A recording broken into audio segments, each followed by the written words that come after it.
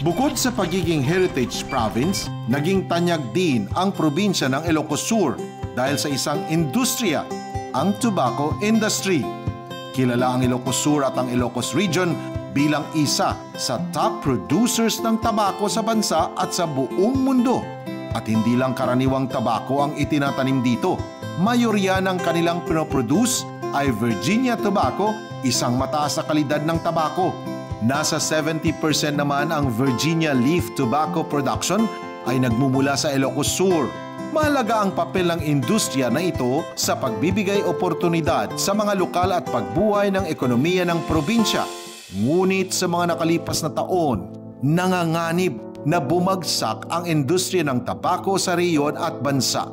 Bukod sa pagpapataw ng mas mataas na buwis sa sigarilyo na ikinaaray ng mga producer, malaking pangamba rin ang dala ng patuloy na illegal smuggling ng sigarilyo sa bansa. Ayon pa nga sa isang miyembro ng Kongreso, higit 26 billion pesos na kita sa buwis ang nawala sa gobyerno dahil sa mga smuggled tobacco. Sa makatuwid, malaking halaga ng buwis ang ipinapasok ng tobacco industry sa bansa.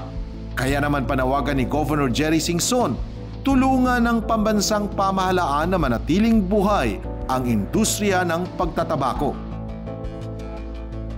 Umaaray po ang mga naninigarilyo dahil sa mataas na nga yung presyo because of the bagong batas.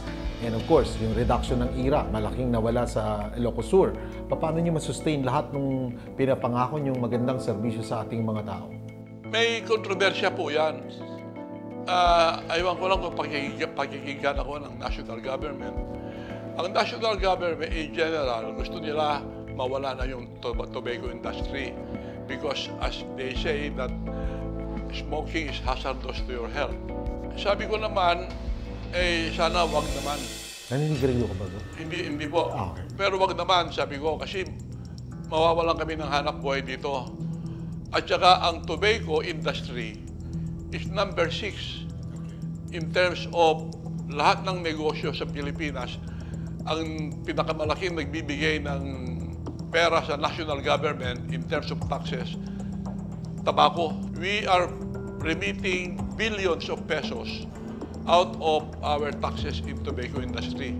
Kung mawala yung tobacco, mawawalan din ang national government. Hindi ho ba?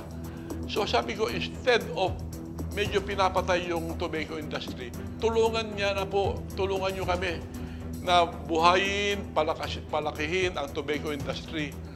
Total, hindi naman tayo yung maninigarilyo eh. Tayo lang mag-i-export.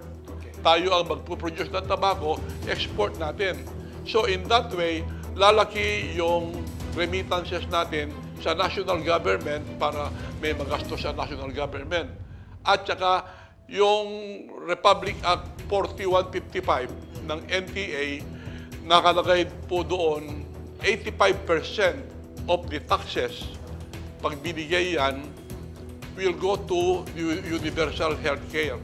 Matutulungan pa natin yung universal healthcare. So, dalawang bagay po. Lalaki ang pera ng national government at masusustento natin yung universal healthcare sa tobacco industry. Issue 1-on-1.